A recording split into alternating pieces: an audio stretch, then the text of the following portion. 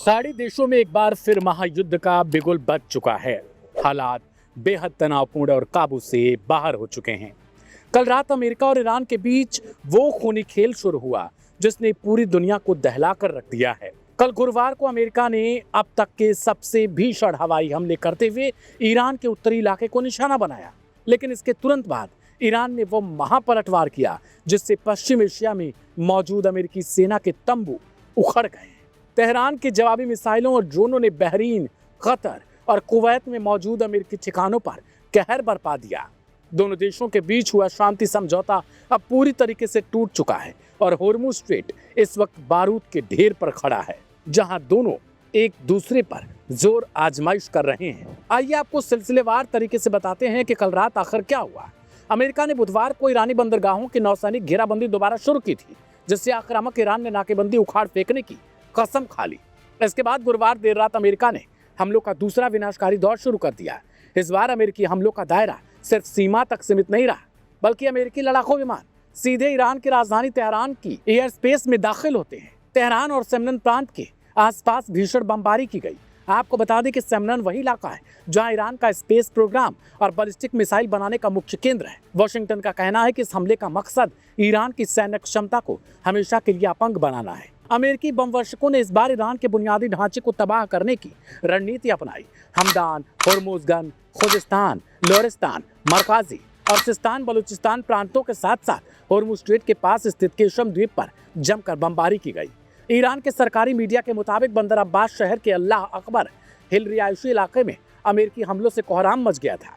वहीं बंदर अब्बास के रेलवे जंक्शन स्टेशन पर भी मिसाइलें जमकर दागी गईं। इससे ठीक पश्चिम में अमेरिकी विमानों ने 2 बड़े पुलों को निशाना बनाकर उड़ा दिया, जिसमें मौके पर ही 3 लोगों की मौत हो गई और कई घायल हो गए। ईरानी अधिकारियों के मुताबिक ईरान के इस ताजा हमले में अब तक 35 से अधिक लोग मारे जा चुके हैं और 300 से अधिक लोग गंभीर रूप से घायल हैं। ईरान ने इन हमलों पर तुरंत जवाब देना शुरू कर दिया। कल की भीषण तबाही का बदला लेने के लिए ईरान ने आज शुक्रवार तड़के बहरीन, कतर और कुवैत में मौजूद अमेरिकी सैन्य ठिकानों पर ताबड़तोड़ बमबारी और मिसाइलें दागी, आत्मघाती ड्रोन दागे। इन खाड़ी देशों में बड़ी संख्या में अमेरिकी सेना तैनात है और ईरान ने इन्हें निशाना बनाकर अमेरिका को साफ संदेश दिया कि एक भी हमला छूटेगा नहीं। ईरानी सेना और IRGC की तरफ से बयान आया, हम किसी भी कीमत पर बाहरी ताकतों को होर्मुज स्ट्रेट में दखल नहीं देने देंगे। यह ईरान की अभेद्य रेड लाइन है। अगर अमेरिकी राष्ट्रपति डोनाल्ड ट्रंप ने हमारी बिजली काटी या हमारे और पुलों को छुआ तो हम पूरे मिडिल ईस्ट के बुनियादी ढांचे को राख में मिला देंगे। याद रहे, इससे पहले 28 फरवरी को अमेरिका और इसराइल ने ईरान पर हमला किया था तो ईरान ने होर्मुज स्ट्रेट को बंद कर दिया था। नतीजा यह हुआ, पूरी दुनिया में तेल और गैस का ऐसा हाहाकार मचा, कीमतें आसमान छूने लगी। अब जब अमेरिकी नौसेना ने फिर से नाकेबंदी की तो वैश्विक मंदी का खतरा दोबारा मंडराने लगा। क्या यह अमेरिकी हिमाकत तीसरे विश्व युद्ध की चिंगारी भड़का रही है?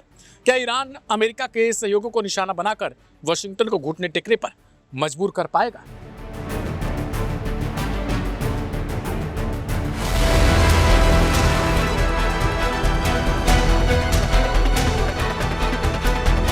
यमन की सादा शहर की सड़कों पर आज जो मंजर है वो किसी महाविनाश की आहट जैसा है। लाखों की तादाद में लोग सड़कों पर उमड़ पड़े हैं और आसमान सिर्फ एक ही नारे से गूंजने लगा है, बदला बदला और सिर्फ बदला। यमन का यह हुजूम, यह आक्रोश और जंग की ये गूंज सीधे सऊदी अरब के रियाद महलों को दहला रही है।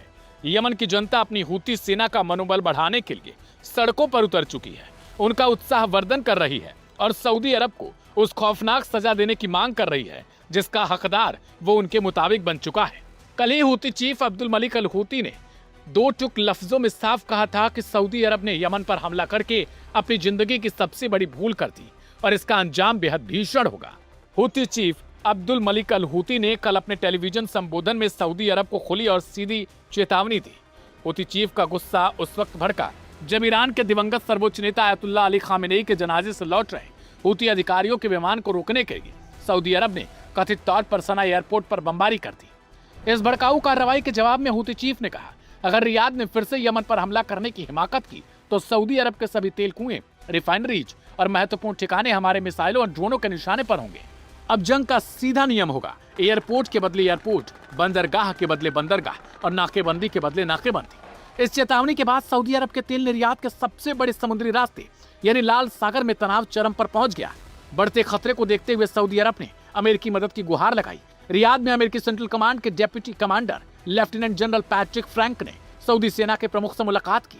इसके तुरंत बाद ही अमेरिका ने सऊदी को 20,000 एडवांस प्रिसीजन किल वेपन सिस्टम की बिक्री को मंजूरी दे दी। इतना ही नहीं, सऊदी अरब के साथ साझा रक्षा समझौता करने वाले पाकिस्तान ने भी इस पूरे मामले में दखल दिया है। पाकिस्तान, जिसके ईरान के साथ भी दोस्ताना संबंध है, उसने हूतियों को सीधे तौर पर चेतावनी दी कि वे सऊदी अरब पर हमले करने की हिमाकत न करें।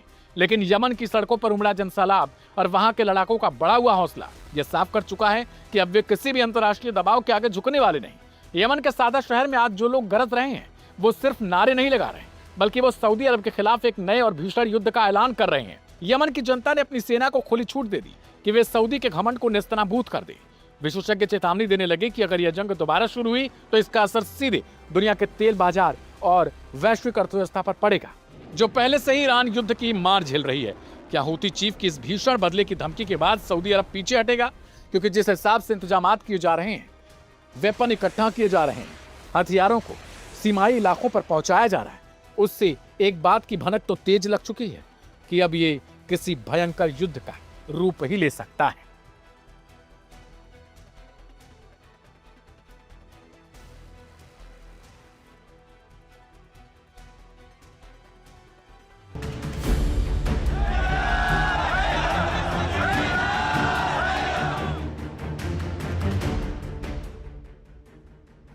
अमेरिका और ईरान के बीच जंग अब सिर्फ मिसाइलों तक सीमित नहीं रही। तेहरान की सड़कों पर भी अब एक ऐसा संदेश दिखाई दे रहा है जिसने पूरी दुनिया का ध्यान खींच लिया है। ईरान की राजधानी में एक विशाल बिलबोर्ड लगाया गया है जिसमें अमेरिकी राष्ट्रपति डोनाल्ड ट्रंप को काले ताबूत में दिखाया गया। बिलबोर्ड पर साफ लिखा है, वी विल किल ट्रंप, यानी हम ट्रंप को मारेंगे। आखिर यह बिलबोर्ड क्यों लगाया गया? मीनाब की याद में लिखने का क्या मतलब है? और डोनाल्ड ट्रंप ने पहले ऐसी धमकियों पर क्या जवाब दिया था? चलिए आपको सिलसिलेवार तरीके से बताते हैं। अमेरिका और ईरान के बीच जारी युद्ध के बीच तेहरान के मशहूर एंगेलाब चौक पर लगाया गया यह बिलबोर्ड अब चर्चा का विषय बन गया है। ईरान की अर्ध सरकारी मीडिया के मुताबिक बिलबोर्ड में डोनाल्ड ट्रंप को एक काले ताबूत में लेटा हुआ दिखाया गया है। उनकी आंखें और मुंह बंद है, हाथ सीने पर रखे हुए हैं और ऊपर अंग्रेजी और फारसी भाषा में लिखा है, वी विल किल ट्रंप, यानी हम ट्रंप को मारेंगे। बिलबोर्ड के नीचे एक और लाइन लिखी हुई है, मीनाब की याद में। रिपोर्ट के मुताबिक यह संदेश उस कथित हमले की ओर इशारा करता है जिसमें अमेरिकी और इजरायली बमबारी के दौरान मीनाब स्कूल प्रभावित हुआ था।